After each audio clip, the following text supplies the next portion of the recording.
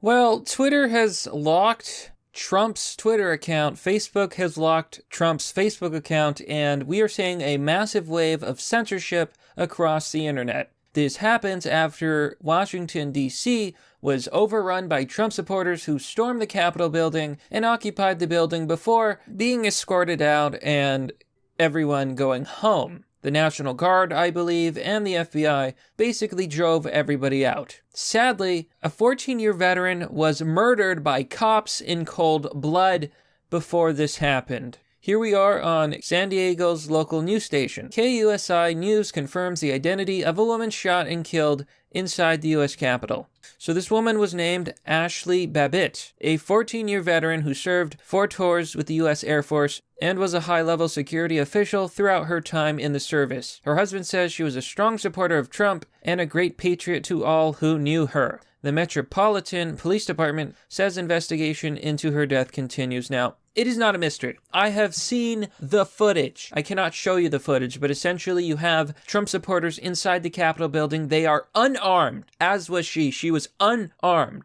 and they're trying to get through a door. She crawls through the window before you hear one of the cops fire a bullet. She gets hit, she goes into critical condition, and then later on, she dies. Her name was Ashley Babbitt. Perhaps. I believe she was murdered. And I said this in my last video. The stupidest thing the government could do is kill an unarmed, innocent Trump supporter who's peacefully protesting. But they shot her. It's horrible. Her family has my condolences. Rest in peace. This should have not happened. I blame the police. I blame the cops for this because she was shot by a cop, perhaps a security guard. We don't really know. Now, meanwhile, Big Tech has decided that they're going to suspend Donald Trump. Here you can see on NPR. Twitter locks Trump's account, warns of permanent suspension if violations continue. So you can see that they removed 2 Trump tweets, and it is utter nonsense. Trump put out tweets saying, "Please, I don't want violence. I want peace. It's time for everybody to go home. Don't harm the law enforcement," etc., etc. He said nothing bad at all. And yet they took down his tweets. They said, "This is a violation of our policies to tell everyone to be peaceful and to go home." What you're really witnessing, my friends, is an end to the American experiment. It is the end of America. This country, I don't see America continuing. You already have a Republican, Loeffler, saying that he's not going to object the Electoral College count and will vote to confirm Joe Biden as president.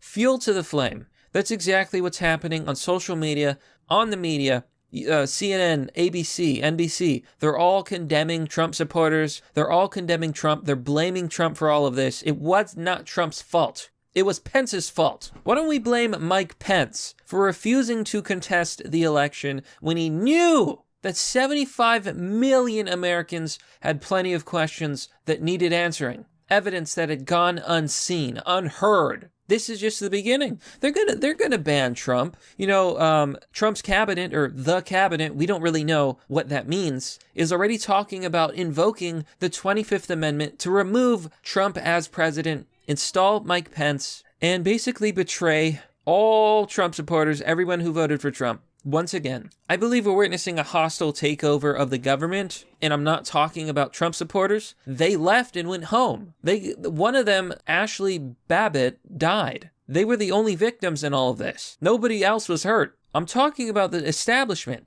They're taking over the government, and they're probably going to install Biden. Now, you have cowards like Tim Pool and other commentators saying Biden is going to win because of the MAGA movement. This is nonsense. If Biden wins, and I'm going to say it, they're probably going to install him as president. It's not MAGA's fault. It's not Trump supporters' fault. It's not. It's the corrupt establishment. They're the ones who ignored the evidence. The Supreme Court is to blame for refusing to review the lawsuits, refusing to review the evidence. Look, it's one thing if the courts would have said, "We're looking at your evidence, and we went through it, we gave it a fair shake, and we've concluded that it is, it's not legitimate. Sorry, but Biden wins." Trump supporters would have been fine with that. They would have been happy. But that's not what they did. What they did was, we refused to even look at the evidence. So what you end up having is 75 million people who feel unheard, who feel suppressed, and who feel censored. So what does social media do?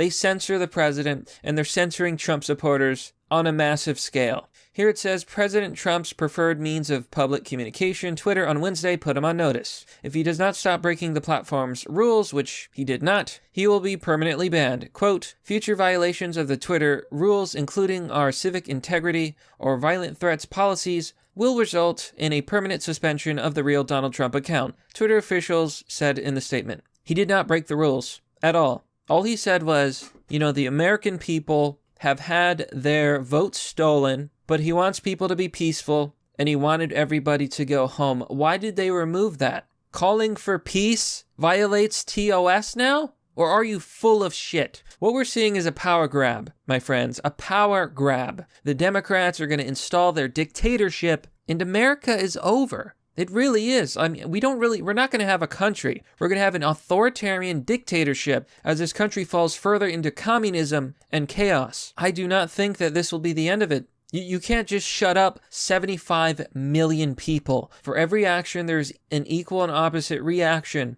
And maybe it'll be in the next election, but Biden will not win a re-election. He's not going to win re-election. I don't believe it. I mean, he could. If the Democrats have so much control over the media, over the establishment, over the courts, over the election process, then I guess they can basically win forever. That's where we're at now. It's a one-party country. You've got the cowards, Mitch McConnell, Nancy Pelosi, reconvening Congress. They're holding it right now. They're discussing, and they're going to certify the election results. The media's lying about what happened. Hashtag Civil War is trending on Twitter. Hashtag delete his account is trending on Twitter, referring to Trump. Leftists are celebrating all of this. Yay! Screw those Republicans. Screw those Trump supporters. They're not humans. We can't wait to win and put in Biden because Biden is going to ban all Trump supporters. He's going to silence all Trump supporters. This is what they're saying on Twitter.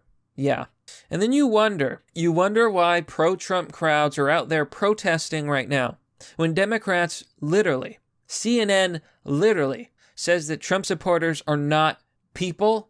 They're not citizens. They're just deplorables. Here on Twitter, pro-Trump crowds march on state houses across the country. So around the country, Trump supporters are protesting. They're trying to make their voices heard. Now, this is what really scares me, folks. This is a tweet by Antoine Steffens. First Lady Chief of Staff has resigned. All GOP senators are standing down on the election. VP Pence has cut off communication with President Trump and started talking to the cabinet about the 25th Amendment, according to sources from NBC News and Chuck Todd.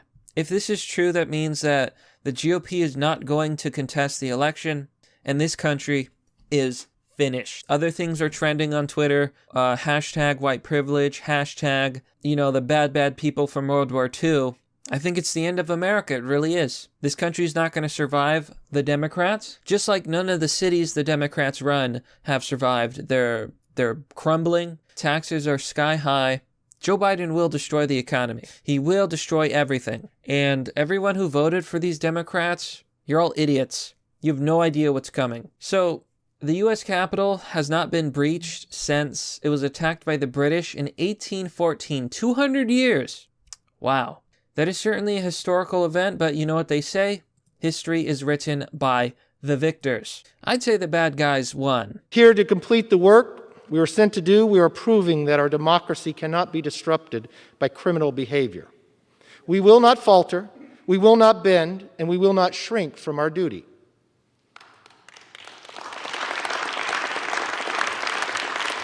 Corrupt politicians, all of them. This is why I no longer believe in the government. I think that it's a joke. This country is fallen. And I just want to make one final point. The media, the nerve of the media, CNN, all of these news outlets saying that, this was a riot. They were looting. Oh, now it's looting. Now it's a riot. After an entire year of leftist Antifa and BLM mobs rioting and looting and burning down cities, being violent, hurting people. That was mostly peaceful. But when Trump supporters occupy a building, all of a sudden it's a riot. All of a sudden it's criminal action. We're living in the dystopia. We live in a dystopia. Welcome to the nightmare, folks. Welcome to Biden's America. It's only going to get worse. I wish I had better news for you. I wish I did. Mike Pence, in my opinion, is a traitor to the American people. This is his fault, and I blame him for everything that has happened.